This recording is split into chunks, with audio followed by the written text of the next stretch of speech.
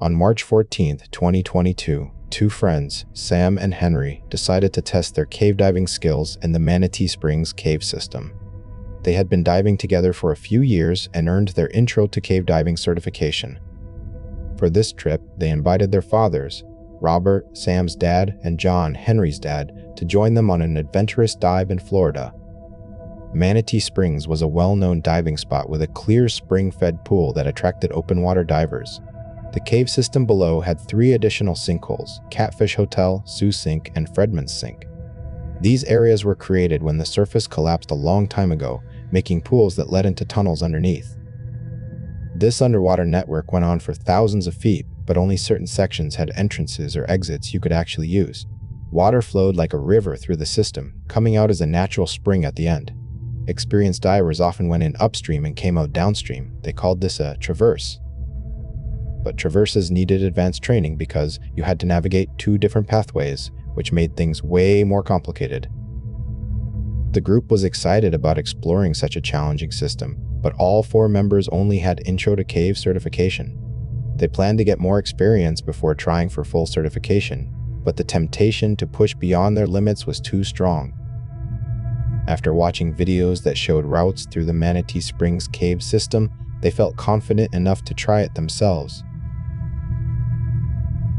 Unfortunately, the entire system was way above their certification level. Going into a siphon or doing a traverse was only for fully certified divers. Even though they knew the risks, Sam, with Robert, and Henry, with John, went ahead with their plan. Their goal was to avoid finishing the traverse at Manatee Springs because of its dangerous conditions during high water flow. When the current got too powerful near the exit, divers could get pushed through a narrow opening where escape might be impossible. Just 3 years before, in 2019, an experienced diver named Joe Min died after getting stuck in the small hole leading to the main spring. Her tragic death was weighing heavily on everyone's minds as they got ready for their dive. Each diver had side-mounted air tanks, 2 tanks filled to 3,800 pounds per square inch.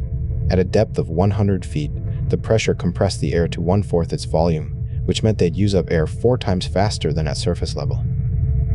For safety, everyone brought primary and secondary light sources, dive computers to monitor depth, heart rate, movement, and time, and cameras with floodlights to document the journey.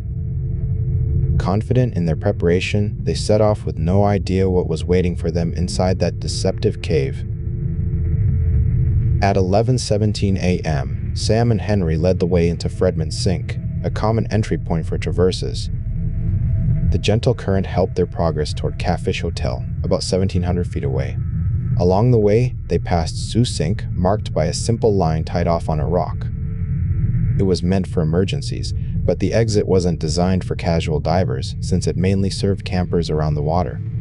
They spotted faint light coming from above, noted the thin rope going down near the main line, and kept going, expecting to reach Catfish Hotel in about 700 more feet.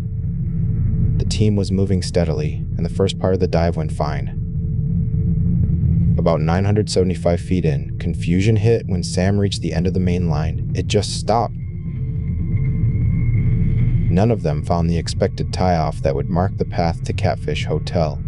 John frantically swam up to the ceiling, looking for hints of daylight or markers, but found nothing. He realized he couldn't go far without being attached to the line, and unease settled over the group. Robert looked at his notes, wondering if they might have accidentally gone farther than they meant to, and were now near the dangerous squeeze that led to the spring. With their original plan messed up, the father-son pairs got back together and agreed to turn around. Either they missed the line to Catfish Hotel, or confused it with Sioux Sink. Either way, going forward without guidance seemed like a bad idea. Robert checked his air supply and confirmed he still had 3,000 psi left, plenty to retrace their steps safely. Uneasy but determined, they started following the line back. What happened next was totally unexpected. The current that had been gentle before now fought against them hard, making upstream travel exhausting. Each diver struggled against the turbulence while burning through their air supplies faster than expected.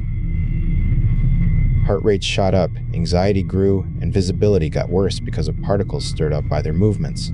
Tunnels twisted in unpredictable ways, blocking their view of each other. Making things worse, John kept his camera's floodlight on, hoping to light the way.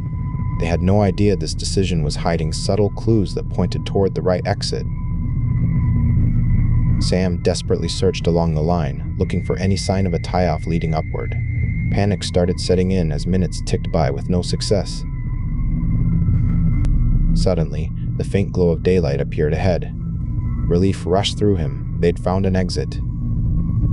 He signaled to Robert, who quickly spotted the passage blocked by rocks leading to Sioux Sink's surface. Fighting his own panic, Robert climbed onto the upline and motioned to Henry that this was their exit. Seeing John's bright floodlight behind them gave him some comfort. Meanwhile, John was urging Henry to move faster, knowing that working hard and stress made you use up air faster. Both understood what was at stake, but still felt confident their air supplies would be enough. Pulling hand over hand along the rope, Henry pushed himself harder despite getting more and more exhausted. His father kept grabbing his legs, thinking encouragement would make him go faster. Tragically, neither of them realized the floodlight was hiding the faint hint of light coming from above the hidden upline. By noon, Robert and Sam surfaced at Sioux Sink, overwhelmed with gratitude to breathe fresh air again. Several tense minutes passed as they waited for John and Henry to come up. When they didn't show, concern started mounting. With their tanks nearly empty, they knew they needed professional rescuers with full equipment. They left instructions for emergency services and reluctantly headed out. Back inside the tunnel, Henry finally spotted the glow of light from Fredman's sink. He rushed ahead, found the upline, and broke the surface with relief. He was confused. What happened to the other exits? Where was his father?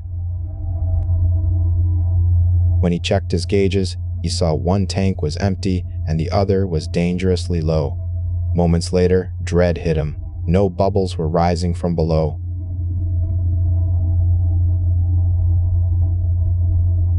Henry didn't know that John's frantic struggle had ended just minutes earlier.